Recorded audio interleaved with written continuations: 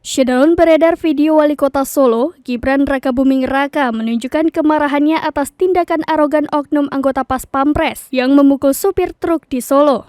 Kejadian ini saat anggota Pas Pampres bernama Hari Misbah meminta maaf di hadapan para wartawan. Bermula ketika Misbah memulai bicara dengan masih menggunakan masker. Kemudian, Gibran mendekat dan melepas masker Misbah sampai talinya putus. Gibran kemudian mundur ke belakang Pas Pampres dengan raut muka marah.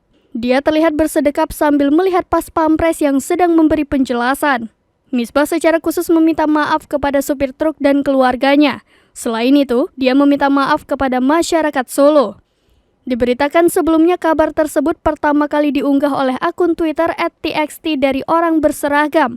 Diceritakan bahwa korban yang merupakan supir truk melintasi Simpang 4 di sekitar Manahan, Solo pada 9 Agustus 2022. Supir truk melaju karena lampu sudah menunjukkan warna hijau. Namun, dari sisi lain melintas mobil yang menerobos lampu merah. Akibatnya mobil dan truk tersebut mengalami kerusakan. Ketika beberapa penumpang mobil keluar, baru diketahui ternyata mereka adalah anggota Pas Pampres. Kemudian terjadilah pemukulan yang dilakukan oleh oknum Pas Pampres. Selain itu, SIM supir truk itu disita.